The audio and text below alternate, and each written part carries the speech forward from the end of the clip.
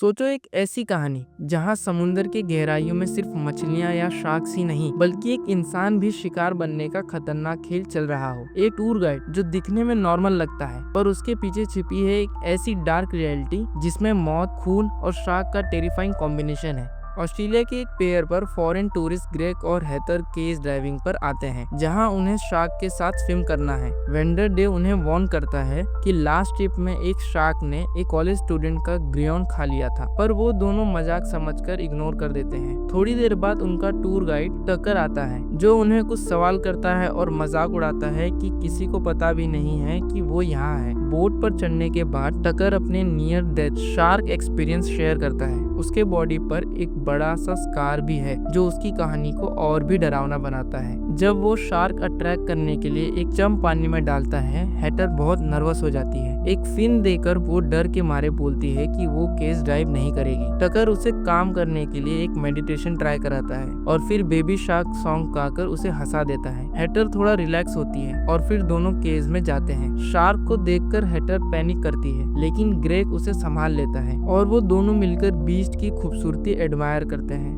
जब दोनों वापस बोट पर आते हैं, हेटर खुश होती है, पर उसी वक्त टकर एक नाइफ निकालकर ग्रे को स्टैम्प करता है और उसे समुद्र में ढकेल देता है। अगला दिन एक अमेरिकन सर्फर ज़ैपर इंट्रोड्यूस होती है। ग्रोसरी स्टोर में उसकी मुलाकात मोजे से होती है जिसे जंपर केबल चाहिए होता है। ज़ैपर उसे हेल्प नहीं करती और चुपके से एक आइसक्रीम चुरा लेती है। मोजे उसे ब्लैकमेल करता है और राइड लेने पर मजबूर करता है। सफर के दौरान दोनों के बीच नोकझोंक होती है पर फिर उसकी दोस्ती बन जाती है और रात तक वो एक दूसरे के करीब आ जाते हैं। पर उसका फाइन की घूम जाता है। वो टकर से मिलती है जो उसे एक एक्स्ट्रा की देता है। थोड़ी देर बाद टकर उस पर अटैक करता है, उसका सिर बैग से कवर करके इंजेक्शन देता है और उसे अपने बोट पर ले आता है। जब ज़ैपर होश में आती है, वो अपने आप को हेटर के सामने लॉक्ड रूम में पाती है। दोनों रियलाइज करते हैं कि उसकी कहानी एक जैसी है, किसी को उसकी फिक्र नहीं है। टकर उन्हें टॉर्चर करने लगता है। ज़ैपर एक वायर से लॉक तोड़ने की कोशिश करती है पर टकर हमेशा एक कदम आगे होता है। फिर एक दिन वो हेटर को क्रेन से लटका देता है, शार्क के सामने छोड़ देता है। ज़ैपर हेल्पलेसली देखती है जब हेटर शार्क का शिकार बन जाता है। उसके बाद ज़ैपर समझती है कि टकर ने पहले भी डजन्स विक्टिम को ये टॉर्चर दिया है। ज़ैपर एस्केप करने की हर कोशिश करती है,